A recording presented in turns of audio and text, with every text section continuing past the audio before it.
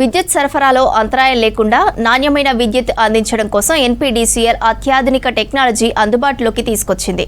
Power cut అయినా, overload అయిన క్షణాల్లోనే సాంకేతిక లోపాలను గుర్తించేందుకు real time feeder monitoring system అందుబాటులోకి తీసుకువచ్చారు.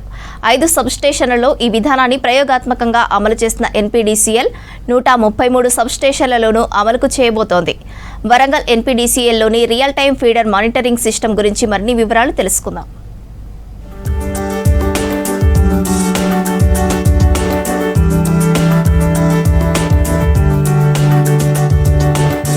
వరంగల్ ఎన్పీడీసీఎల్ పరిధిలో 16 సర్కిళ్లకు విస్తరించింది. కరెంటు సరఫరా నిలిచిపోతే సాంకేతిక సమస్యను గుర్తించడం కష్టంగా మారుతుందని విద్యుత్ అధికారులు గుర్తించారు. పవర్ సప్లైలో సాంకేతిక సమస్యలను గుర్తించడం కోసం real time feeder monitoring system ను వరంగల్ విద్యుత్ భవన్ కేంద్రంగా ఆపరేట్ చేసేందుకు ప్లానింగ్ చేశారు. అందుకు supervisory control and data acquisition స్కాడా అందుబాటులోకి తీసుకుని వచ్చారు.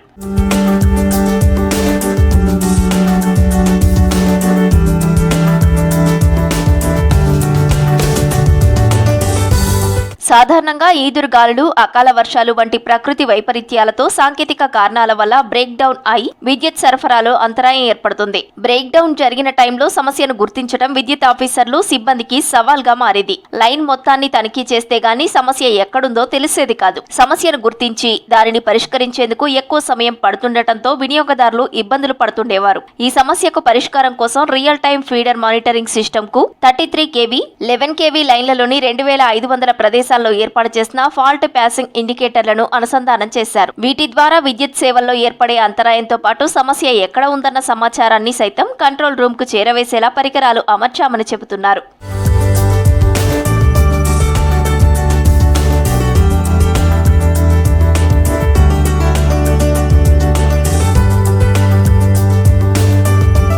మొదట వరంగల్ విద్యుత్ భవన్ 133 సబ్స్టేషన్ల పరిధిలో ఫాల్ట్ ప్యాసేజ్ ఇండికేటర్లు ఏర్పాటు చేశారు. సబ్స్టేషన్లో విద్యుత్ పరికరాలు అమర్చారు. విద్యుత్ సరఫరాలో లైన్లలో వోల్టేజీ, సాంకేతిక లోపం ఎప్పటికప్పుడు తమకు తెలిసేలా సబ్స్టేషన్లో పరికరాలను అమర్చారు. ఈ టెక్నాలజీతో తమను అలర్ట్ చేస్తుంది. కంప్యూటర్లో తమకు లోపం ఎక్కడ ఉందో తెలుస్తుందని చెబుతున్నారు.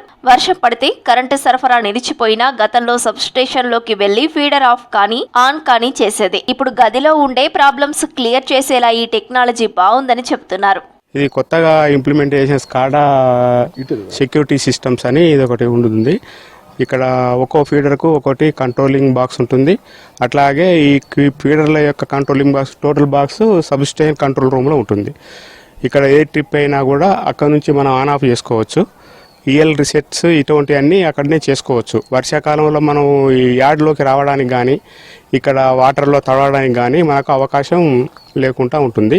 ఇంకొకటి ఏంటంటే ఇక్కడ కంట్రోలింగ్ సిస్టమ్ మొత్తం ఇక్కడ ఎప్పుడెప్పుడు ట్రిప్ అయింది, ఎప్పుడు మనం ఆన్ ఆఫ్ చేసింది కూడా మొత్తం total controlling office, head office కూడా అక్కడికి కూడా సమాచారం ఎప్పటికప్పుడు అందుతూ ఉంటుంది. ఆర్టీఎఫ్ఎంఎస్ వ్యవస్థను ఎన్పీడీసీఎల్ పరిధిలోని 16 సర్కిళ్ల పరిధిలోని 133 సబ్స్టేషన్లకు సైతం ఈ వ్యవస్థను అనుసంధానం చేశారు. త్వరలోనే మిగతా అన్ని సబ్స్టేషన్లలోనూ అమలు చేయనున్నట్లు ఎన్పీడీసీఎల్ అధికారులు చెబుతున్నారు. మాన్యువల్ కాకుండా మనం ఆపరేట్ రూమ్లోకి వెళ్ళి ఆటోమేషన్తో ఆన్ ఆఫ్ చేసుకోవచ్చు. దీనివల్ల చాలా ఉపయోగాలు ఉన్నాయి. ఇంటరప్షన్స్ కూడా ఎక్కువ ఇబ్బంది లేకుండా మనకి ఇక్కడ ఏది కానీ ఫాల్ట్ కానీ తెలిసిపోతుంది. మనం దీన్ని బట్టి మనం ఇమ్మీడియట్లీ రెస్పాండ్ కావచ్చు. దీనివల్ల చాలా ఉపయోగాలు ఉన్నాయి. మాది ఒకటి సబ్స్టేషన్ అండి, చింతగట్టు టౌన్ సెక్షన్లో దేవన్నపేట ఎస్ఎస్లో ఒకటి ఇది పెట్టారండి. దీనివల్ల దాదాపు 2 months అవుతుంది. 2 months అయింది. చాలా బాగుందండి. దీనివల్ల మంచి ఉపయోగాలు ఉన్నాయండి. ఎందుకంటే ఈ క్విక్ రెస్పాండ్ కావచ్చు, మనకు ఇమ్మీడియట్లీ ఫాల్ట్ రెక్టిఫై అవుతుంది.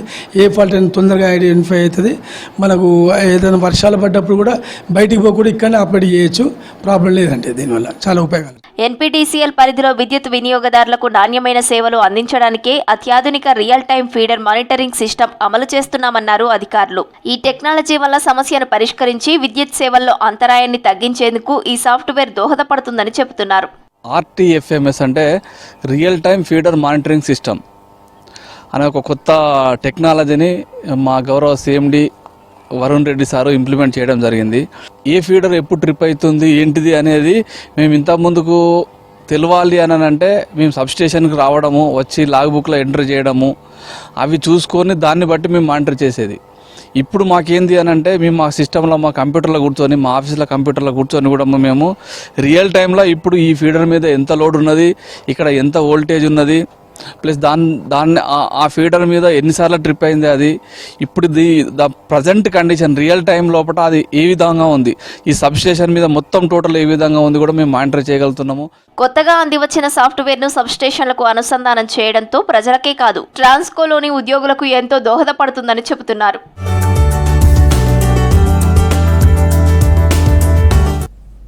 తుఫానులు, అకాల వర్షాలు ఉమ్మడి నల్గొండ జిల్లాలో పత్తి పంటను తీవ్రంగా దెబ్బతీశాయి.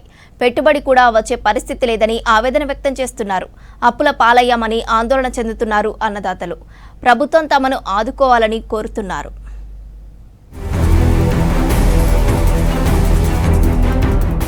ఉమ్మడి నల్గొండ జిల్లాలో ఈసారి వర్షాలు అన్నదాతలను ఇబ్బంది పెట్టాయి. జూలై నుంచి సెప్టెంబర్ వరకు సాధారణానికి మించి వర్షాలు కురవడంతో పత్తి మొక్కలు ఎదగలేదు. ఇప్పుడు మోంతా తుఫాను మరింత దెబ్బతీసింది. చేనులో నీళ్లు నిలిచి పత్తి పంట మునిగిపోయింది. పత్తి అమ్మితే ఖర్చులు రాక అప్పుల పాలయ్యామంటున్నారు అన్నదాతలు. పత్తి మొత్తం ఆగమైంది, ఆనలు కొట్టి రేటు లేరు, కొంతలు కూడా వస్తలేరు దగ్గరికి. అసలుకే పత్తి అంత మొత్తం చెట్లు చచ్చిపోయినాయి సార్, ఆనలు కోడి మొత్తం చచ్చిపోయినాయి. ఒక పలిగినకాయ కూడా మళ్ళీ ఎగిరి పెడతలేదు, చచ్చిపోయి నీళ్ళలో మొత్తం ఖరాబ్ అయిపోయింది. అంత మొలక వచ్చినాయి, మొత్తం చెట్లు మొలిచినాయి. మొత్తం వెళ్ళి కూడా మళ్ళీ చెట్ల మట్టి గడ్డి లస బుట్టుతుంది. కొంతోళ్ళు కూడా ఎవరు వస్తలేరు.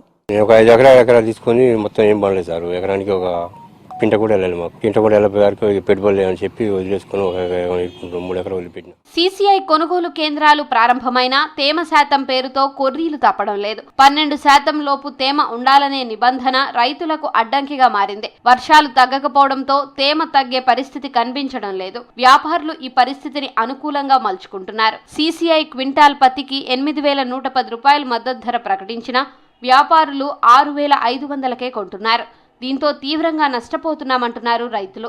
వర్షాల వల్ల పంట అంత లాస్, పత్తి గూడ అనేది నిలబడతలేదు. గూడ నిలబడక ఎకరానికి కింట చొప్పున వచ్చింది సార్.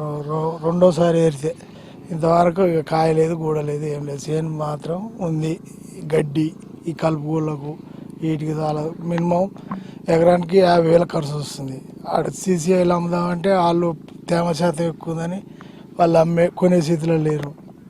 ఇట్లా దీనివల్ల రైతులకు చాలా ఇబ్బందులు జరుగుతున్నాయి. దాన్ని ఎట్లన్నా దయచేసి గవర్నమెంట్ ఏదో ఒక సాయం చేయాలి. నల్గొండ జిల్లాలో మనకు పత్తి అత్యధికంగా సాగున్న జిల్లా. సుమారుగా 22,000 ఎకరాల పత్తి స్టాండింగ్ క్రాప్ అనేది కొద్దిగా ఈ వర్షాలకి, వరదలకి నీరు నిలవడం వల్ల దెబ్బతిన్నది అనేది అంచనా వేయడం జరిగింది. ప్రధానంగా రేగళ్లలో నీళ్లు బయటకు పోయే పరిస్థితి లేక సాచురేషన్ అయిపోయి కొంతవరకు పత్తి దసరా టైంలో ఫస్ట్ పికింగ్ కొంత ఏరారు.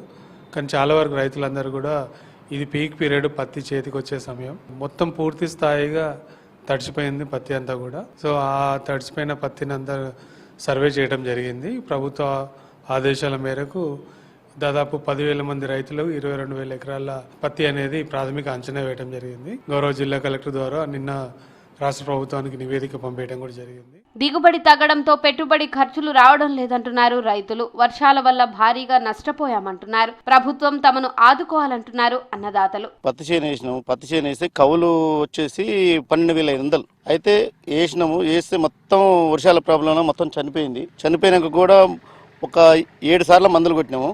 7 సార్లు మందులు కొట్టినాం, 2 సార్లు పిండి పోసినాం, గడ్డి పీకిచ్చినాం. లాస్ట్కి వచ్చే వరకే పత్తి కాయబడి గూడబడే వరకే వర్షాలు స్టార్ట్ అయ్యి మొత్తం ఆగమైపోయి కవులు వెళ్ళే పరిస్థితి లేదు. ఈ పత్తి చేను వల్ల ఎకరం అమ్ముకొని ఈసారి ఆ అప్పులు తీర్చుకోవడం జరిగింది. ఈ సీజన్లో తుఫాన్లు, అకాల వర్షాల వల్ల 1,000 ఎకరాల్లో పత్తి పంటకు నష్టం జరిగిందంటున్నారు రైతులు.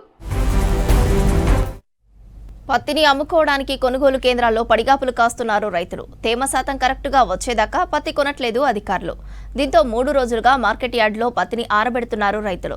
సీసీఐ విధించిన తేమ శాతం తమకు శాపంగా మారిందంటున్నారు రైతులు. తేమ శాతం 20 వరకు పెంచి కొనుగోలు చేయాలని డిమాండ్ చేస్తున్నారు. ఇక దీనిపై మరిన్ని వివరాలు అంజయ్ అందిస్తారు. కాటన్ కార్పొరేషన్ ఆఫ్ ఇండియా పత్తిని కొనుగోలు చేయడంలో నిర్లక్ష్యంగా వ్యవహరిస్తుందని రైతులు ఆందోళన చెందుతున్నారు. అదేవిధంగా ఆందోళన బాట పట్టుతున్నారు. ముఖ్యంగా పత్తిని కొనుగోలు చేయడానికి కాటన్ కార్పొరేషన్ ఆఫ్ ఇండియా 8 నుంచి 12% తేమ ఏదైతే నిబంధనలు పెట్టిందో ఆ నిబంధనలతోని రైతులు తీవ్రమైన ఇబ్బందులు పడుతున్నారు. ముఖ్యంగా ఈ సీజన్లో పత్తి భారీగా కురిసిన వర్షాలతోని, ముఖ్యంగా కుండపోత వర్షాలకి తేమ శాతం పెరిగింది. పెరిగిన తేమ శాతంతో రైతులు పత్తిని మార్కెట్ యార్డ్లో అమ్మడానికి తరలిస్తే రోజుల తరబడి పడుగాపులు గాయాల్సిన పరిస్థితి ఉందని రైతులు ఆవేదన వ్యక్తం చేస్తున్నారు. ఒక్కొక్క రైతు ఆదిలాబాద్ మార్కెట్ యార్డుకు వస్తే కనీసం 3 రోజులు అదేవిధంగా 2 రోజులు మార్కెట్ యార్డులో ఉండి అమ్ముకోవాల్సిన దుస్థితి ఏర్పడ్డదని రైతులు ఆవేదన వ్యక్తం చేస్తున్నారు. ముఖ్యంగా ఉమ్మడి ఆదిలాబాద్ జిల్లాలో ఎక్కడ చూసినప్పుడు కూడా కాటన్ కార్పొరేషన్ ఆఫ్ ఇండియా ఏదైతే మద్దతు ధరతోని 8,110 రూపాయలకు క్వింటాల్కు కొనుగోలు చేస్తున్నప్పుడు కూడా ఆ మద్దతు ధర రావడం లేదు. ఆ మద్దతు ధర కోసం CCI 8 నుంచి 12% నిబంధనలు తేమ శాతం నిబంధనలు పెట్టింది. ఆ తేమ శాతం రావడం లేదని రైతులందరూ ఆవేదన వ్యక్తం చేస్తున్నారు. ముఖ్యంగా రైతులు మార్కెట్ యార్డుకు పత్తిని తీసుకొచ్చి జాగరణ చేస్తున్నాం, ముఖ్యంగా 2-3 రోజుల పాటు జాగరణ చేస్తున్నామని రైతులు ఆవేదన వ్యక్తం చేస్తున్నారు. ముఖ్యంగా ఇప్పటికే అనేక ప్రాంతాల్లో ఉమ్మడి ఆదిలాబాద్ జిల్లాలోని వాంకిడి ఏదైతే కొమ్రంభీం జిల్లాలోని వాంకిడిలో రైతులు ఆందోళన చేపట్టారు. అదేవిధంగా ఆదిలాబాద్ జిల్లా నేరేడుగొండలో కూడా రైతులు తేమ శాతం మినహాయింపు ఇవ్వాలని రైతులు ఆందోళన కొనసాగిస్తున్నారు. ముఖ్యంగా 12 వరకు తేమ శాతం కాకుండా 8 నుంచి 12 వరకు తేమ శాతం కాకుండా ఏకంగా 20% వరకు పెంచి కొనుగోలు చేస్తే తప్ప తమని ఆదుకున్నట్లు అవుతుంది, లేకుంటే తాము తీవ్రంగా నష్టపోతాం. ముఖ్యంగా ఏదైతే కుండపోత వర్షాలతోని తాము తీవ్రంగా ఇప్పటికే నష్టపోయాం. అదేవిధంగా ఈ తేమ శాతం 8 నుంచి 12% తేమ ఎట్టి పరిస్థితిలో రాదు. రాని తేమను తమకు ఏ విధంగా అప్లై చేస్తారు, అమలు చేస్తారని రైతులు ప్రశ్నిస్తున్నారు. CCI అధికారుల తీరు వల్ల తాము తుట్టికి పావుసేరుకు అమ్ముకోవాల్సిన పరిస్థితి ఏర్పడ్డది. ముఖ్యంగా CCI తేమ శాతం రాకపోవడంతో ప్రైవేటు వ్యాపారులకు అమ్ముకుంటున్నామని రైతులు ఆవేదన వ్యక్తం చేస్తున్నారు. ఆదిలాబాద్ మార్కెట్ యార్డ్లో 2-3 రోజులుగా పత్తి అమ్ముకోవడానికి ఎదురు చూస్తున్న అమ్మ మనతో పాటు ఉన్నారు. వారిని తెలుసుకుందాం. అమ్మ, ఎప్పుడు తీసుకొచ్చిండ్రు పత్తి, ఎట్లాంటి అవస్థలు పడుతున్నారు? సార్, గురువారం నాడు తెచ్చినాం. ఈ అవస్థ ఏమి ఇది, ఆనలు పడి మాకు పంటలు లేవు, నష్టపోతున్నాము మునాపలు పట్టుకొని. మరి ఆరవోసుకున్నారు కదా, ఆరవోసుకుంటే తేమ వస్తుందా? ఎండబెట్టినాయి కదా సార్, ఇక ఎండబెట్టిన తీసుకోవాలి కదా, ఇప్పుడు ధర పెట్టాలి కదా. ఇప్పుడు ఇవాళ నిన్న గురువారం రోజు వచ్చినామని చెప్తున్నారు. 2 రోజులు అయిపోయింది ఇప్పటికే. ఈ రోజు శనివారం ఉంది, సోమవారం మళ్ళీ మార్కెట్ స్టార్ట్ అవుతుంది. ఈ ఇన్ని రోజుల పాటు ఎట్లాంటి ఇబ్బందులు పడుతున్నారు? ఇబ్బందులే పడుతున్నాం సార్. మరి ఇక ఏం చేస్తావు, కష్టం మాకు. బువ్వకు మోతాజు ఏం చేస్తావు, బువ్వలకు మోతాజు ఉన్నాయి, ఆగులు వచ్చి అంత కొట్టుకపోయినాయి చేన్లు. ఎట్లా బతుకుదము? ఆస్మస్తులు చేసుకుంటూ లెక్క తక్కంటే బాకీలు తీరకుంటే. ఏ ఊరు నుంచి పత్తి తీసుకొచ్చిర్రు? మీరు 2 రోజులైంది? 3 రోజుల లాంటి సంగి నుంచి. ఈ అమ్మాయి చెప్తున్నారు ముఖ్యంగా 3 రోజుల నుంచి పడిగాపులుగా వస్తున్నాం, నిరీక్షణ చేస్తున్నాం. ముఖ్యంగా 8 నుంచి 12% ఏదైతే తేమ ఉందో ఆ తేమ శాతం రాలేదని ఆమె ఆవేదన వ్యక్తం చేస్తున్నారు. మరొక రైతు ఉన్నారు, వారిని తెలుసుకుందాం. తేమ శాతం రాకపోవడం వల్ల మీరు రైతులు ఎట్లాంటి ఇబ్బందులు పడుతున్నారు? ఆదిలాబాద్ జిల్లాలో మునుపెన్నడు 50 సంవత్సరాల క్రితం కూడా ఈ వర్షాలు లేకుండా అంత వర్షాలు పడ్డాయి. అక్టోబర్ ఆఖరి వరకు కూడా వర్షాలు కురిసినాయి. అందువల్ల నీకు పత్తి దిగుబడి తక్కువ వస్తున్నది. ఆ దిగుబడి వచ్చిన దాంట్లో కూడా తేమ, నేచురల్ తేమ ఉన్నది. వర్షాలు విపరీతంగా పడటం వలన నీకు పికింగ్ చేయడానికి కూడా ఛాన్స్ ఇస్తలేదు వర్షాలు. అటువంటిది ఉండటం వలన ఆ వర్షాలలోనే కొద్దిగా ఏరుకొని ఆరబెట్టుకొని ఇంటి వద్దనే తీసుకొచ్చినా కానీ ఈడ మబ్బులు ఉండటం వలన ఆ మబ్బులలో కూడా చలి స్టార్ట్ అయింది కాబట్టి ఆ చలిలో విపరీతంగా తేమ ఉండటం వలన పత్తిలకు కూడా ఆటోమేటిక్గా తేమ వస్తున్నది. ఇలా మన షర్టుకు పెడితేనే 9-10 తేమ చూపెడుతుంది. ఇలా పత్తిలో పెట్టేటోళ్ళకే నీకు ప్రెస్ చేసుకొని వస్తాం కాబట్టి దాంట్లో 14-16 చూపెడుతుంది. కాబట్టి నేచురల్ మైచర్ ఉన్నది. రైతుల పత్తిని కొనుగోలు చేయడానికి ఎంత తేమ శాతం వరకు కొనుగోలు చేస్తే బాగుంటుంది? రైతుల ఇప్పుడు ఫస్ట్ పికింగ్లో అయితే రైతుల ప్రయోజనాలు దృష్టిలో పెట్టుకొని ఈ సంవత్సరం 12 నుంచి 20 వరకు తేమని సడలించి 20 వరకు ఉన్నా కానీ కొనుగోలు చేయాలని మేము ప్రభుత్వాన్ని, CCIని కోరుతున్నాం. ఈ సంవత్సరం విపరీతమైన వర్షాలు పడటం వలన మనసు ఎక్కువ కురుస్తుంది, నీకు ఎండలు తక్కువ ఉంటాయి కాబట్టి 20 మైచర్ ఉన్నా కానీ కొనుగోలు చేయాలా. ఇది రైతులు చెప్తున్నమాట. ముఖ్యంగా తాము పండించిన పంటను అమ్ముకుందామంటే తేమ శాతం వల్ల తాము తీవ్రంగా నష్టపోతున్నాం. ఆ తేమ శాతం ఏదైతే CCI అమలు చేస్తున్న 8 నుంచి 12% తేమ ఉందో ఆ 8 నుంచి 12% కాకుండా 20 వరకు పెంచి 20 తేమ శాతం వచ్చినప్పుడు కూడా కొనుగోలు చేసే విధంగా కాటన్ కార్పొరేషన్ ఆఫ్ ఇండియా చర్యలు చేపట్టాలని రైతులు CCIని కోరుతున్నారు. కెమెరామెన్ విఠల్తో అంజయ్య, V6 న్యూస్, ఆదిలాబాద్ జిల్లా. ఎండాకాలం వచ్చిందంటే గొంతెండే పరిస్థితి ఉండేది. ఇప్పుడు ఆ పరిస్థితులను అధిగమించేందుకు కాంగ్రెస్ ప్రభుత్వం కసరత్తు చేస్తోంది. ఖమ్మం జిల్లా ప్రజలతో పాటుగా సమీప ప్రజల దాహార్తి తీర్చేందుకు కొత్త ప్రణాళికను సిద్ధం చేసింది. ముందస్తు వ్యూహంగా ప్రజల కష్టాలను తీర్చేందుకు సర్వం సిద్ధం చేశారు అధికారులు. ఎన్నడూ లేని విధంగా ఈ ఏడాది దాహార్తి తీరనుంది. తాగునీటి ఎద్దడిని పరిష్కరించేందుకు భారీగా నిధులు మంజూరయ్యాయి.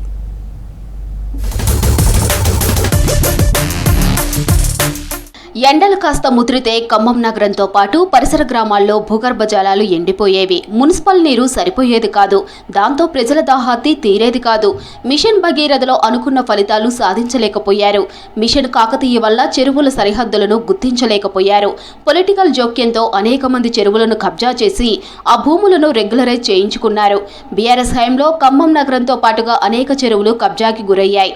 బీఆర్ఎస్ ప్రవేశపెట్టిన ప్రతి సంక్షేమ పథకం కేవలం ఆ పార్టీ లీడర్లకు మాత్రమే వర్తించేది. ఖమ్మం నగర ప్రజల కష్టాలను తీర్చడంలో పూర్తిగా విఫలమైన గత సర్కారుకు భిన్నంగా నేడు కాంగ్రెస్ సర్కార్ ప్రణాళికలు సిద్ధం చేస్తుంది. దీంతో ప్రజల్లో హర్షం వ్యక్తమవుతుంది. గత బీఆర్ఎస్ పాలకుల పాలనలో నిర్లక్ష్యానికి గురైనటువంటి తాగునీటి పరిశీలనలు చేసి తాగునీటి వ్యవస్థని గాడిలో పెట్టాలనే ఉద్దేశంతో గౌరవ మంత్రివర్యులు తుమ్మల నాగేశ్వరరావు గారు మేయర్ గారిని, కమిషనర్ గారిని తాగునీటి ఎద్దడి నివారణకు చేపట్టాల్సిన చర్యలను చేపట్టాల్సిందిగా ఆదేశించడం జరిగింది. దానికి అనుగుణంగా అధికారులు జనాభా ఏ విధంగా పెరుగుతుందో దాని దృష్ట్యా తాగునీటి ఎద్దడిని నివారించే భాగంగా వారు దాని మీద నివేదికను తయారు చేయడం జరిగింది. ఖమ్మం వాసులకు నీటి ఎద్దడి తలెత్తకుండా శాశ్వత పరిష్కారం చూపేందుకు ప్రభుత్వం కీలక నిర్ణయం తీసుకుంది. నగరంలో తాగునీటి సరఫరా వ్యవస్థను మెరుగుపరిచేందుకు కేంద్ర, రాష్ట్ర ప్రభుత్వాల వాటాతో కలిపి ఏకంగా 200 కోట్ల రూపాయల నిధులు మంజూరు చేసింది. ఈ నిధులతో ప్రస్తుత నీటి సరఫరా వనరులను అభివృద్ధి చేయడంతో పాటు 200 కిలోమీటర్ల పైప్లైన్, 18 కొత్త వాటర్ బ్యాంకుల నిర్మాణం వంటి పనులను 2 దశల్లో చేపట్టనున్నారు.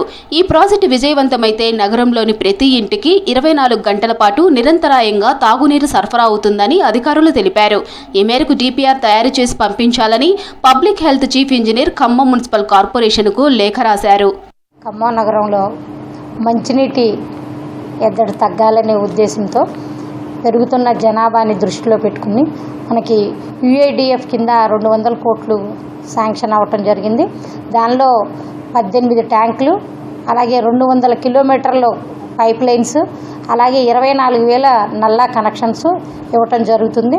మనకు ఆల్రెడీ 28 ట్యాంకులు ఉన్నాయి, మనకి వాటర్ ట్యాంకులు.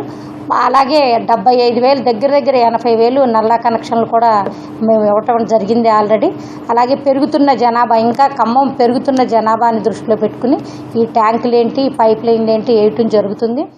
ఖమ్మం నగరం 60 డివిజన్లలో విస్తరించి ఉండగా విలీన పంచాయతీలు, శివారు ప్రాంతాలతో విస్తీర్ణం పెరిగింది. ఇక గత 4-5 ఏళ్లలో కొత్త ఇళ్ల నిర్మాణాలు భారీగా పెరిగాయి. ఖమ్మంలో నివసించే వారి సంఖ్య పెరగడంతో తాగునీటి అవసరాలు భారీగానే పెరిగాయి. కొత్త కనెక్షన్ల కోసం వినతులు వెళ్లవెత్తుతున్నాయి. దీంతో మంత్రి తుమ్మల నాగేశ్వరరావు ఆదేశాలతో KMC commissioner Abhishek Agastya, public health అధికారులు 230 కోట్లతో ప్రభుత్వానికి ప్రతిపాదనలు పంపించారు. అయితే 200 కోట్లు విడుదల చేస్తూ సర్కార్ ఉత్తర్వులు జారీ చేసింది. గత కొంతకాలం నుంచి మనం చూసినట్లయితే ఖమ్మం నగరంలో డే బై డే కానీ, లేకపోతే 2 రోజులకు ఒకసారి కానీ, అలాగే ఎండాకాలం వచ్చినప్పుడు ప్రజలు వాటర్ ట్యాంకులతోని అనేక ప్రాంతాలకి నీళ్లు దోలుచుకోవటం లాంటి అనేక సమస్యల్ని మనం చూడటం జరుగుతూ ఉంది. వాటన్నిటికీ శాశ్వత పరిష్కారం కావాలనే ఉద్దేశంతోనే మరి రాష్ట్ర ప్రభుత్వం ఈ 200 కోట్ల రూపాయలతోని ఈ ప్రాంతానికి నీటి ఎద్దడి లేకుండా చేయటం కోసం నిర్ణయం తీసుకున్నందుకు సంతోషం వ్యక్తం చేస్తూ, ప్రస్తుతం ఖమ్మం నగరంలో 28 వాటర్ బ్యాంకులు ఉన్నప్పటికీ రోజుకు 60 MLD నుంచి 70 MLD తాగునీటిని సరఫరా చేస్తున్నారు. పెరుగుతున్న జనాభా అవసరాల దృష్ట్యా ప్రస్తుతం ఉన్న నీటి సరఫరాకు అదనంగా మరో 25 MLD నీరు సరఫరా చేసేలా అప్గ్రేడ్ చేయాలని నిర్ణయించారు. దానవాయిగూడెం ఫిల్టర్ బెడ్ దగ్గర కొత్తగా 22 MLD సామర్థ్యం గల వాటర్ ట్రీట్మెంట్ ప్లాంట్ నిర్మాణానికి ప్రతిపాదనలు సిద్ధం చేశారు. దానవాయిగూడెం దగ్గర 5 లక్షల లీటర్ల నీటి సామర్థ్యం గల సంపుతో పాటు నగరంలో కొత్తగా 18 వాటర్ ట్యాంకులు నిర్మించనున్నారు. దాదాపు 200 కిలోమీటర్ల మేర కొత్త పైప్లైన్ల నిర్మాణం చేపట్టనున్నారు. కొత్తగా 23,000 నల్లా కలెక్షన్లు ఇవ్వనున్నారు.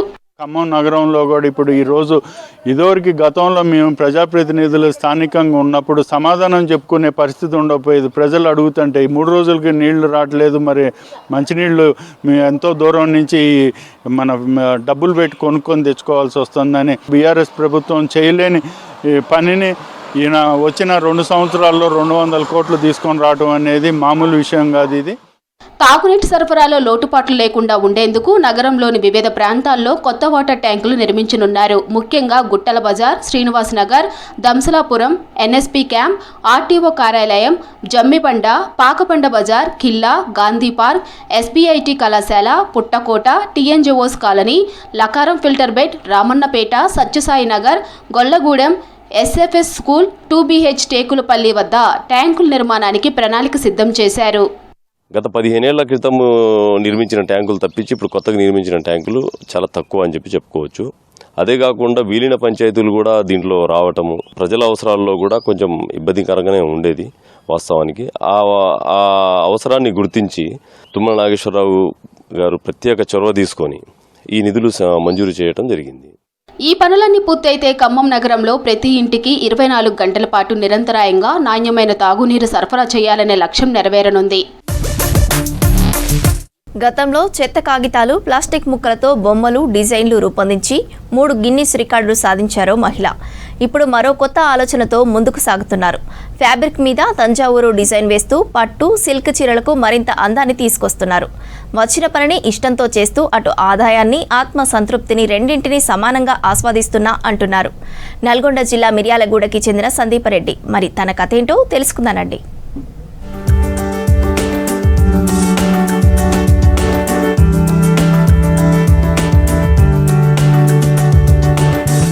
అతివలకు చీరల మీద మక్కువ అంతా ఇంతా కాదు. మరి ఆ చీరలు చరిత్రను ప్రతిబింబిస్తే ఎలా ఉంటుంది? ఆ చీరలు ఎంత రేటు ఉన్నా కొనేందుకు ఆలోచించటం లేదు. అందరిలో స్పెషల్గా ఉండాలనుకునే మహిళల ఆలోచనలకు తగ్గట్టుగా చీరలకు మెరుపులు అద్దుతున్నారు ఈ డిజైనర్. నల్గొండ జిల్లా మిర్యాలగూడ పట్టణానికి చెందిన సందీప్ రెడ్డి సృజనాత్మకకు మారుపేరుగా నిలుస్తున్నారు.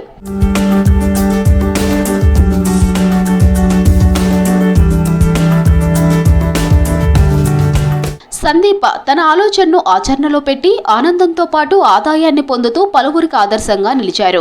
గోల్డ్ కలర్తో పాటు వివిధ రంగులు, కుందన్స్తో అందమైన డిజైన్లు వేస్తున్నారు. రామచిలుకలు, తామర పువ్వులు, తంజావూరు భవంతుల డిజైన్లు ఇలా ఆకర్షణీయంగా చీరలపై పెయింటింగ్ వేస్తున్నారు. ఒక్కో పెయింటింగ్ తయారు కావడానికి వారం నుంచి 10 రోజులు పడుతుందని చెబుతున్నారు సందీప. సోషల్ మీడియా ద్వారా నేర్చుకున్న ఈ వర్క్ ఇప్పుడు మంచి ఆదాయ వనరుగా మారిందంటున్నారు. సో ఇది వచ్చేసి మనకి శారీని బట్టి అండ్ డిజైన్ని బట్టి ప్రైస్ అనేది వేరీ అవుతుంది. మనకి 3000 నుంచి స్టార్ట్ అవుతాయి ప్రైజెస్. 6000, 7000 వరకు కూడా నేను చేశాను అనమాట. ఆల్మోస్ట్ ఇప్పుడు అయితే ఒక 50 శారీస్ వరకు చేశాను నేను. ఇప్పుడు అయితే బిజినెస్ అయితే బాగా రన్ అవుతుందండి. ఇంకా ఎవరినన్నా వర్కర్స్ని హైర్ చేసుకుని పెట్టుకునేలాగా ఉందన్నమాట నాకు అయితే ప్రెజెంట్. సో కంటిన్యూస్ వర్క్ అయితే నడుస్తుంది ప్రెజెంట్. 2 నెలల్లోనే 50 చీరలకు పైగా పెయింటింగ్ పూర్తి చేసి అమెరికా, కెనడా లాంటి దేశాలకు పంపిస్తున్నారు డిజైనర్ సందీప. తంజావూరు పెయింటింగ్ చేస్తుంటే ఒక రకంగా యోగా, మెడిటేషన్లా ఫీల్ అవుతున్నారని చెబుతున్నారు. ఒక్కో డిజైన్ బట్టి ధర 3000 నుంచి 7000 వరకు ఉంటుందన్నారు సందీప. ఆర్డర్స్ ఎక్కువగా రావడంతో త్వరలో వర్కర్లను పెట్టుకొని బిజినెస్ని విస్తరించాలని అనుకుంటున్నట్లు చెబుతున్నారు. తను నేర్చుకున్న ఈ వర్క్ తనతో పాటు ఇంకా అనేక మందికి జీవనోపాధిగా మారుతోందని సంతోషం వ్యక్తం చేస్తున్నారు. నేను కూడా ఈ సందీప్ రెడ్డి దగ్గర 2-3 శారీస్ పెయింటింగ్ వేయించుకున్నాను. రీజన్ ఏంటంటే కంప్యూటర్ వర్క్, మగ్గం వర్క్ అందరూ వేయించుకుంటున్నారు. ఎస్పెషల్లీ ఈ పెయింట్ ట్రెండ్ నడుస్తుంది కాబట్టి ఇది వేయించుకోవాలనేటటువంటి ఇంట్రెస్ట్ తోటి శారీ ఇచ్చాను. చాలా నీట్గా వేశారు. అందుకని నెక్స్ట్ ఇంకా ఆర్డర్స్ కూడా పెట్టాను. తన వర్క్ ఎలా ఉంటుందంటే చాలా నీట్గా, ఓపిక్గా, ఒకవేళ ఎలాంటి శారీ డ్యామేజ్ అవ్వకుండా మనం ఎలా ఇచ్చామో అలా చాలా అందంగా తయారు చేసి ఇస్తుంది మనకి. అతివలు మెచ్చే చీరలకు సందీప తంజావూరు డిజైన్లతో మరింత అందం తెస్తున్నారు. ఎంతో మంది మహిళలకు ఆదర్శంగా నిలుస్తున్నారు.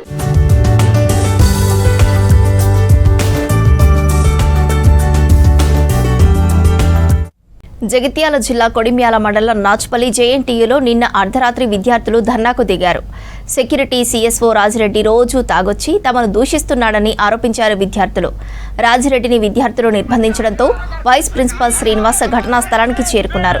స్టూడెంట్స్కు నచ్చజెప్పే ప్రయత్నం చేయగా వైస్ ప్రిన్సిపాల్కు వ్యతిరేకంగా నినాదాలు చేశారు విద్యార్థులు. సీఎస్ఓపై చర్యలు తీసుకుంటామని శ్రీనివాస్ హామీ ఇవ్వడంతో విద్యార్థులు నిరసన విరమించారు.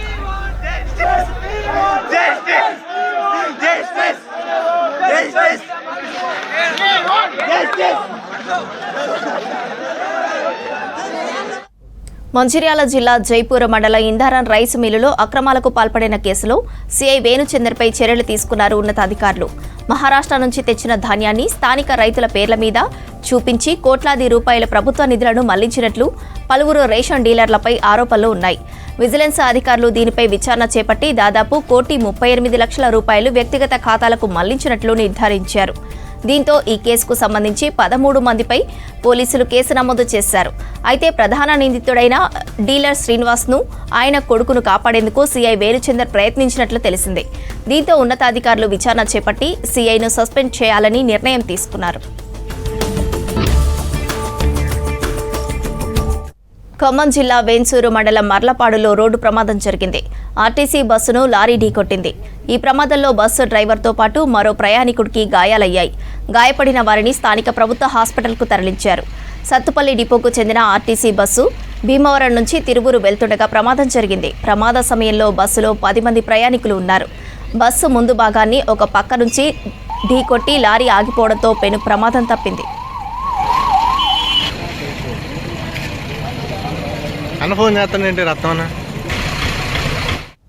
నిజామాబాద్ జిల్లా మక్లూరు మండలం అడవి మామిడిపల్లిలో ఆందోళన చేపట్టారు గ్రామస్తులు. మామిడిపల్లిలో రైల్వే బ్రిడ్జ్ పనులు పూర్తి స్థాయిలో జరగకపోవడంతో రోడ్డుపై బైఠాయించి రాస్తారోకో చేశారు. 9 ఏళ్లుగా నిర్మాణ పనులు జరుగుతున్నాయని ఆగ్రహం వ్యక్తం చేశారు. భారీ వాహనాలతో తమ గ్రామంలోని రోడ్లపై గుంతలు ఏర్పడుతున్నాయన్నారు. డస్ట్ పొల్యూషన్తో గ్రామంలోని చిన్నపిల్లలు, వృద్ధులకు అనారోగ్య సమస్యలతో బాధపడుతున్నారని ఆవేదన వ్యక్తం చేశారు గ్రామస్తులు.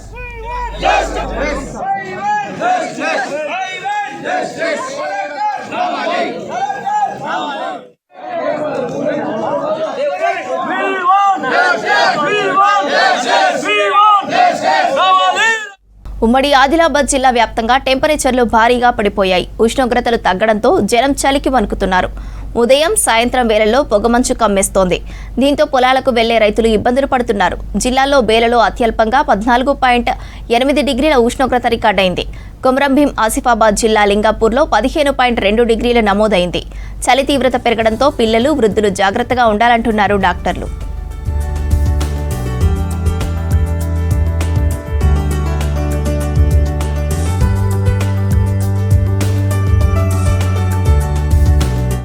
హన్మకొండ జిల్లా ఎల్కతుర్తిలో నాటుకోళ్ల కోసం పరుగులు పెట్టారు పబ్లిక్. ఎల్కతుర్తి సిద్దిపేట జాతీయ రహదారి వెంట 2,000 కోళ్లను వదిలేశారు గుర్తు తెలియని వ్యక్తులు. దీంతో కోళ్లను పట్టుకునేందుకు పొలాలు, పత్తి చేన్ల వెంట పరుగులు తీశారు జనం. కొందరు 1-2 కోళ్లను పట్టుకుని వెళ్తుండగా మరికొందరికి దొరికినట్లు సంచుల్లో వేసుకుని వెళ్లారు. అయితే వందల సంఖ్యలో నాటుకోళ్లను ఎవరు ఎందుకు వదిలిపెట్టారనే దానిపై చర్చ జరుగుతోంది.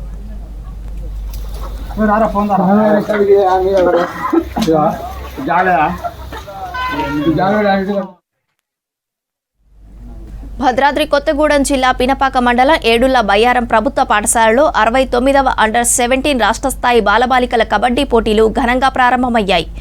కంది చారిటబుల్ ట్రస్ట్ ఆధ్వర్యంలో నిర్వహిస్తున్న ఈ పోటీలను సిఐ వెంకటేశ్వర్లు, ట్రస్ట్ చైర్మన్ కంది సుబ్బారెడ్డి కలిసి ప్రారంభించారు.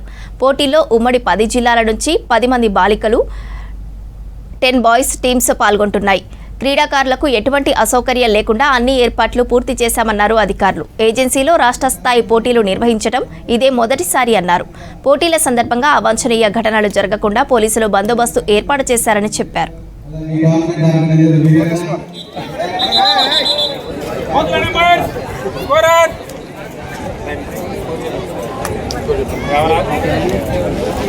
Warangal 34, Nalgonda 19 in favor of Warangal.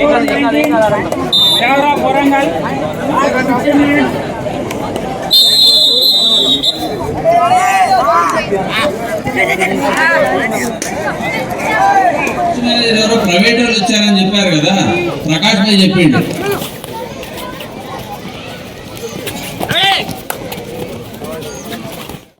Adelli అమ్మవారి ఆలయాన్ని అద్భుతంగా నిర్మాణంగా అలరారుతోంది. కృష్ణశిలలతో కళాఖండంగా ఆలయాన్ని రూపొందించారు.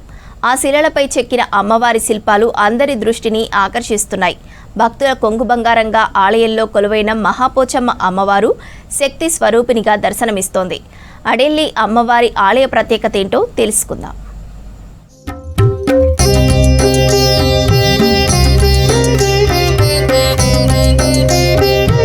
నిర్మల్ జిల్లా సారంగపూర్ మండలం అడెపల్లి గ్రామంలో అడెపల్లి మహాపోచమ్మ ఆలయాన్ని 6 కోట్లతో సర్కార్ నిర్మించింది. గర్భగుడిలో అమ్మవారి విగ్రహాన్ని శాస్త్రోక్తంగా ప్రతిష్ఠించారు. తమిళనాడులోని కృష్ణశిలలతో నిర్మించిన అమ్మవారి ఆలయం భక్తులను ఎంతగానో ఆకట్టుకుంటోంది. రాతి శిలలపై చెక్కిన అమ్మవారి ప్రతిరూపాలు చూసి భక్తులు మురిసిపోతున్నారు. అంతేకాదు ఆలయంలో కొలువైన అమ్మవారి విగ్రహం చూస్తే మనసుకు ప్రశాంతంగా ఉంటుందంటున్నారు భక్తులు. పెద్ద ఎత్తున గుడి కట్టించారు. మనకు ఈ గుడి మొత్తం కృష్ణశిలలతోటి నిర్మించడం జరిగింది. తమిళనాడులోని మహాబలిపురం నుంచి తెప్పించారు కృష్ణశిలలు మొత్తం. అమ్మవారి విగ్రహం కూడా అక్కడనే కృష్ణశిలతో చేయించడం జరిగింది. గత 5 రోజుల నుంచి 3వ తారీఖు నుంచి 7వ తారీఖు వరకు పూజలు అందుకుంటుంది అమ్మవారు. ఒకరోజు జలాదివాసంలో, ధాన్యాదివాసంలో, ఫల పూల ఆదివాసంలో కూడా ఉంటూ ఈరోజు ఉదయం ప్రొద్దున 4 గంటలకు విగ్రహ ప్రతిష్టాపన చేయడం జరిగింది. అమ్మవారి ఆలయంలో పూజలు నిర్వహించడానికి ఊర్లకు ఊర్లే కదిలి వస్తుంటాయి. అమ్మవారిని పూజిస్తూ శివసత్తులు ఆటలు ఆడుతున్నారు. ఇక్కడ కొలువైన అమ్మవారు అత్యంత మహిమగల తల్లి అంటున్నారు భక్తులు. కొలిస్తే కోరికలు నెరవేరుతాయంటున్నారు. భక్తులను కరుణించే తల్లిని దర్శించుకుని పూజలు చేస్తే కష్టాలు దూరమవుతాయంటున్నారు శివసత్తులు. ఆలయాన్ని చూస్తే సంతోషం అనిపిస్తుంది. మేము అక్కడి నుంచి సాంగ్వి నుంచి గంగ నీళ్లు తీసుకొని రాచి డప్పులు బాయలతోని శివశక్తులందరం కూడి, జోగినీలందరం కూడి డప్పులు బాయలతోని పాదయాత్రతో నడుచుకుంటూ అమ్మవారికి గంగ నీళ్లు, అదేవిధంగా సీరే సారే ఒడిబియ్యం తీసుకొని వచ్చాము. ఈ ఆలయానికి 100 ఏళ్ల చరిత్ర ఉంది. భక్తుల కోరిక మేరకు దేవాదాయ శాఖ అధికారులు ఆలయాన్ని నిర్మించారు. రాతి శిలలతో నిర్మించిన ఆలయంలో కలెక్టర్ అభిలాష్ అభినవ్ అమ్మవారిని దర్శించుకుని ప్రత్యేక పూజలు చేశారు. ఆలయ నిర్మాణ తీరు చరిత్రలో నిలిచిపోయే విధంగా ఉందన్నారు. అమ్మవారి కరుణ కటాక్షాలతో నిర్మల్ జిల్లా ప్రగతి పదంలో ఉండాలని కోరుకున్నామని తెలిపారు. చాలా సంవత్సరాల నుంచి నిర్మల్ జిల్లాలో ఇది ఒక కోరిక. అడలి పోచమ్మ టెంపుల్ ఎప్పుడు స్టార్ట్ ఉండాలి, కానీ ఈరోజు మన కళ మన ముందు మనం చూస్తున్నాము కాబట్టి చాలా చాలా ధన్యవాదాలు ఉన్నాయి. నేను కూడా ఇప్పుడు పూజ చేశాము, చాలా సంతోషంగా ఉన్నాను. చాలా బ్యూటిఫుల్ ఉంది. ఇది గుడి కూడా చాలా బ్యూటిఫుల్గా ఉంది. ఆ రూపం కూడా చాలా బ్యూటిఫుల్గా గ్రాండ్గా ఉంది. సో చాలా మంది వచ్చి చూడాలి, అది నేను కోరుతున్నాను. గర్భగుడి లోపల ఎంత అద్భుతంగా ఉందో బయట గుడి అంతకు మించి అపురూపంగా కనిపిస్తోంది. ఆలయం నిర్మాణం కోసం ఎక్కడ ఇటుకలు ఇసుక వాడలేదు. సిమెంటు లేకుండా మొత్తం రాతి శిలలతోనే నిర్మించారు. ఆలయ పురవీధుల్లో అమ్మవారి విగ్రహాలు మరింత శోభాయమానంగా నిలిచాయి.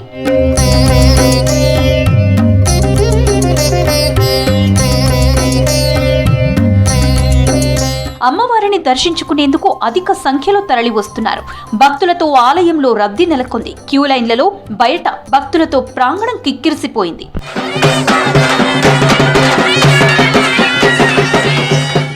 జూబ్లీహిల్స్ నియోజకవర్గంలో 200 కోట్లతో అభివృద్ధి పనులు జరుగుతున్నాయన్నారు మంత్రి వివేక్ వెంకటస్వామి. అసెంబ్లీలో జూబ్లీహిల్స్ సమస్యపై మాట్లాడే ప్రతినిధి కోసం కాంగ్రెస్ అభ్యర్థి నవీన్ యాదవ్ను గెలిపించారన్నారు. ఉప ఎన్నిక ప్రచారంలో భాగంగా వివేకానందనగర్, షేక్పేట్ డివిజన్లో పర్యటించారు మంత్రి వివేక్. వివేకానందనగర్లో స్థానికులతో మంత్రి వివేక్ భేటీ అయ్యారు. సమస్యలపై ఆరా తీశారు. 10 ఏళ్లు అధికారంలో ఉన్న బీఆర్ఎస్ ఏమాత్రం అభివృద్ధి పనులపై దృష్టి పెట్టలేదని విమర్శించారు మంత్రి వివేక్ వెంకటస్వామి. ఇక్కడ ఇన్ఛార్జ్ అయిన తర్వాత నాకు కూడా ఒక మంచి అవకాశం వచ్చింది. జూబ్లీహిల్స్ కాన్స్టిట్యున్సీలో పనిచేపేదానికి సుమారు 200 కోట్ల పనులు చేయించాను. శాంక్షన్స్ అయ్యి పనులు కూడా స్టార్ట్ అయ్యాయి. ఈ 200 కోట్ల ఎక్కడ కూడా శాంక్షన్ లేని శాంక్షన్ కాదు. అన్ని చోట్ల బడ్జెట్ ఉన్న శాంక్షనే, అంటే నిధులు ఉన్నాయి, పనులు కావాలి. ఎందుకంటే టెండర్ అయ్యే వరకే గవర్నమెంట్లో ఏ శాంక్షన్ అయినా కానీ టెండర్ అవుతుంది. మళ్ళీ దాంట్లో కాంట్రాక్టర్స్ వచ్చిన తర్వాతనే నిర్ణయాలు తీసుకోవాలి. సో మీకు ఏదైతే ఈ కాన్స్టిట్యున్సీలో ఇన్ని 100 కోట్ల శాంక్షన్స్ అనేవి అన్ని పనులు కూడా జరుగుతున్నాయి. నేను మీకు డ్రైనేజ్ వాటర్ పైప్ లైన్ చెప్పిస్తాను. డ్రైనేజ్ ఏమైనా ఉంటే అది కూడా రాస్తాను, నేను అది కూడా చెప్పిస్తా. మీకు మీరు అన్నారు కదా డాగ్స్ మెనస్, ఇప్పుడు మా ఎమ్మెల్యేని గెలిపిస్తే మీకు రెస్పాన్స్ వస్తుంది. మీరు గెలిపించండి, మంచి మెజారిటీతో గెలిపించండి. మీరు మంచి ఓట్లు వేసి మెజారిటీ తీసుకొస్తే నేను పోయి మళ్ళా మీకోసం కొట్లాడవచ్చు, అవునా కదా? సో మీరు కూడా నాకు సపోర్ట్ చేయండి. మా అభ్యర్థి నవీన్ బాబుకి మంచి మెజారిటీతో గెలిపిస్తే నేను కూడా మీతో ఉండి. ఉప ఎన్నికల్లో అధికార పార్టీ గెలిస్తేనే అభివృద్ధి జరుగుతుందన్నారు కాంగ్రెస్ వర్కింగ్ ప్రెసిడెంట్ జగ్గారెడ్డి. జూబ్లీ ప్రజలు కాంగ్రెస్ ను గెలిపించి అభివృద్ధి చేసుకోవాలని సూచించారు. కాంగ్రెస్ గెలిస్తే ప్రజలకు జవాబుదారీగా ఉంటుందన్నారు. గోపీనాథ్ ఇంట్లో ఏం జరుగుతుందో తమకు తెలియదని ఫ్యామిలీ గొడవలను చూపి ఓట్లు అడగబోమన్నారు జగ్గారెడ్డి. 2 రోజుల్లో మరి 11వ తారీఖున పోలింగ్ ఉంది. బై ఎలక్షన్ వచ్చింది కాబట్టి ఎలక్షన్ కమిషన్ ఎన్నికలు పెట్టుతుంది కాబట్టి ఎన్నికల్లో అన్ని రాజకీయ పార్టీలు పాల్గొనడం సహజంగా జరుగుతుంది. ఈ యొక్క జూబ్లీస్ ఎన్నికల్లో నవీన్ యాదవ్ ఓటర్స్ ఇక ఈ రోజు నుంచి మొదలు పెడితే రేపు ఎల్లుండి వరకు జూబ్లీస్ యొక్క ఓటర్స్ ప్రజలందరూ కూడా వాళ్ళు ఓటు ఎవరికి వేయాలి అనే ఒక ఆలోచన మొదలైనట్టే ఈ రోజు నుంచి. జూబ్లీస్ ఓటర్లు అందరూ కూడా నా విజ్ఞప్తి ఏంటంటే, నవీన్ యాదవ్ యువకుడు, ఈ బస్తీలలో ఇక్కడ పుట్టిన వ్యక్తి, ఇక్కడే పెరిగిండు, చదువుకున్నాడు, వయసు ఉంది, శక్తి ఉంది, యుక్తి ఉంది. గత 2 సంవత్సరాలు కూడా ఎన్నికల్లో పోటీ చేసిండు, బార్డర్లో ఓడిపోయాడు. అయినా పట్టు విడవకుండా రాజకీయ పోరాటం చేస్తూనే ఉన్నాడు. కాంగ్రెస్ పార్టీ నవీన్ యాదవ్ని గుర్తించింది. ఎన్నికల కంటే ఈ ఎన్నికల మొదలే జనరల్ ఎలక్షన్ కంటే ముందే గుర్తించింది. ఈ నియోజకవర్గంలో అతని ప్రాతినిధ్యము, లీడర్షిప్ అవకాశం కాంగ్రెస్ పార్టీ ఇచ్చింది నవీన్ యాదవ్కి. మరి నవీన్ యాదవ్ జూబ్లీస్ ఓటర్లకు నేనేం మనవి చేస్తున్నా అంటే, నవీన్ యాదవ్ సంబంధించి శక్తి, యుక్తి, శ్రమ పడే ఒక నాయకుడు జూబ్లీస్ నియోజకవర్గానికి ఒక నాయకుడు కాంగ్రెస్ పార్టీ. జూబ్లీస్ ఓటర్స్ కి ఒక విషయాన్ని ఏమి ఆలోచన చేయమంటున్నా అంటే, మాకు పూర్తి విశ్వాసం ఉంది, మాకు పూర్తి నమ్మకం ఉంది. జూబ్లీస్ ఓటర్స్ నవీన్ యాదవ్ని, కాంగ్రెస్ అభ్యర్థి నవీన్ యాదవ్ని తప్పకుండా గెలిపిస్తారని ఒక విశ్వాసం మాకు ఎందుకుంది అని అంటే, అభ్యర్థులను చూస్తారు. కాంగ్రెస్ పార్టీ అభ్యర్థి నవీన్ యాదవ్ ఉన్నాడు, బీఆర్ఎస్ అభ్యర్థికి ఒకరు ఉన్నారు, బీజేపీ అభ్యర్థికి ఎవరు ఉన్నారు. వాళ్ళిద్దరు అభ్యర్థుల కంటే 101% యాజ్ అ కాంగ్రెస్ పార్టీ లీడర్గా నవీన్ యాదవ్ సర్వీస్ పరంగా మీ అందరికీ గుడ్ పర్సన్, గుడ్ నాయకుడు అనేది నేను చెప్పగలను. ఇప్పుడు నవీన్ యాదవ్ గెలిపించుకుంటే జూబ్లీస్ ఓటర్స్ నవీన్ యాదవ్ ఇంట్లోనే అవుతాడు. ఇంట్లో ముఖ్యమంత్రి రేవంత్ రెడ్డి ఇంట్లోకి దొరుకుతారు, పనులు చేసుకొని వస్తారు. అరే ఇంకో అపోజిషన్ పార్టీ వాళ్ళు మీరు తప్పిదాన్ని ఏమైనా చేస్తే గెలిపించుకుంటే పాల్గొడు అవుతాడు, గేట్ అవుతాడు, నిలబడతాడు. దీనివల్ల వచ్చేది ఏముంటుంది? దీనివల్ల లాభం ఏముండదు కదా. దీనివల్ల లాభం ఏముంటుంది? జూబ్లీస్ ఓటర్కి ఆలోచన చేయండి. నేనేమంటున్నానంటే, జూబ్లీస్ ఓటర్స్ కి అప్పీల్ చేస్తున్నాం కాంగ్రెస్ పార్టీ ఏంటంటే, కూల్ మైండ్ తోటి కూల్గా ఆలోచన చేయండి, ప్రశాంతంగా ఆలోచన చేయండి. జూబ్లీహిల్స్ ఉప ఎన్నికలో కాంగ్రెస్ విజయం ఖాయమన్నారు పీసీసీ చీఫ్ మహేష్ కుమార్ గౌడ్. కాంగ్రెస్ సర్కారు సంక్షేమ పథకాల్లో 80% ప్రజలకు అందుతున్నాయన్నారు. ఓట్ చోరీ రాష్ట్రంలోనూ జరిగిందన్నారు పీసీసీ చీఫ్. బీఆర్ఎస్ హయాంలో చీఫ్ సెక్రటరీ, జీహెచ్ఎంసీ కమిషనర్ లక్షల ఓట్లు తొలగించారని ఆరోపించారు. ఓట్ చోరీపై ఈ నెలలో ఎల్ఓపీ రాహుల్ ఆధ్వర్యంలో రాష్ట్రపతిని కలవనున్నట్లు చెప్పారు మహేష్. అటు ఓటు చోరీపై త్వరలో ఢిల్లీలో బహిరంగ సభ నిర్వహిస్తామని చెప్పారు AICC state chief in charge Meenakshi Natarajan. జాతీయ స్థాయిలో పోరాటం మరింత ఉధృతం చేస్తామని స్పష్టం చేశారు. सबसे पहले सारे पोलिंग बूथ वाइज हमारे अपने आकलन और लोगों से बातचीत और चुनाव के वोटर लिस्ट, इन सारी चीज़ों का परीक्षण करके देखना शुरू किया. संदेह सबको था कि कहीं ना कहीं चुनाव की प्रक्रिया बाधित हो रही है. मैं यहाँ ऑन रिकॉर्ड कहना चाहती हूँ कि शोलापुर जिले के एक ग्राम पंचायत ने तो पूरी पंचायत ने ग्राम सभा बुलाकर तय किया कि हम सब ने जिस पार्टी को वोट दिया उस पार्टी के पक्ष में परिणाम हमारे पोलिंग बूथ से नहीं आए. तब पहली बार ये संदेह हुआ कि कुछ न कुछ कॉम्प्रोमाइज हुआ है. ये भी सही बात है कि जिस तरह से सारे नैरेटिव्स को कंट्रोल करने वाले जो कॉरपोरेट घराने हैं उनके साथ सत्ता का गठजोड़ है, उनको LIC सौंपा जाता है, उनको खदानें सौंपी जाती हैं, उनको पोर्ट्स और एयरपोर्ट सौंपे जाते हैं, और उनको क्योंकि धारावी भी सौंपी जानी थी, उसने भी महाराष्ट्र के चुनाव को प्रभावित किया था। तो ये भी बात थी कि दोनों में से किसका प्रभाव ज़्यादा रहा उसका अंदाज लिया जाए। और जब ये सारे रिकॉर्ड्स को देखा गया और फिर जैसे जैसे चुनाव बिहार के पास आए और बिहार में इन्होंने SIR चलाया, एक स्पेशल मुहिम चलाकर 68 लाख भारत देश के नागरिकों को वोट डालने से महरूम किया। उसके बाद ये बात सामने आई कि अब तो इस वोट चोरी को पर्दाफाश करना चाहिए और इससे अब बचा नहीं जा सकता। तो 2 दिन पहले आप सबने देखा ही, लाइव कवरेज हुआ कि किस तरह से एक दूसरे देश की मॉडल का फोटो लगाकर 21 बार हरियाणा में वोट डाला गया। किस तरह से एक ही प्लाट में रहने के नाम पर एक ही पते से करीब 200 से ऊपर कई 100 लोगों ने वोट कास्ट किया, और पता चला कि कैसे बिहार में भी एक वोट हुआ है, दिल्ली में भी वोट हुआ है। इस तरह से बड़े पैमाने पर वोट चोरी का मामला सामने आया और उसको लेकर कांग्रेस पार्टी ने पूरे देश में वोट चोरी से बचने के लिए, लोगों को जागरूक करने के लिए, लोकतंत्र को बचाने के लिए एक सिग्नेचर कैंपेन की शुरुआत की। ఒక వ్యక్తి పలు చోట్ల ఓటు నమోదు చేసుకున్నటువంటి పరిస్థితి, లక్షల మందికి పైగా ఓటర్ల ఫోటోల వివరాలు తప్పులు తరకగా ఉన్నటువంటి పరిస్థితి రాహుల్ గాంధీ స్పష్టంగా బయటపెట్టినారు. హర్యానాలో ఉన్నట్టు 2 కోట్లకు పైగా ఓట్లలు ఉండగా 25 లక్షల దాకా నకిలీ ఓట్లు, అంటే ప్రతి 8 మంది ఓట్లలో ఒకరు నకిలీ ఓటరే. ఇది ఆధారాలతో బయటకట్టిన పరిస్థితి. అక్కడ ఒక మహిళా ఫోటోతో 22 ఎంట్రీలు ఉన్నాయి.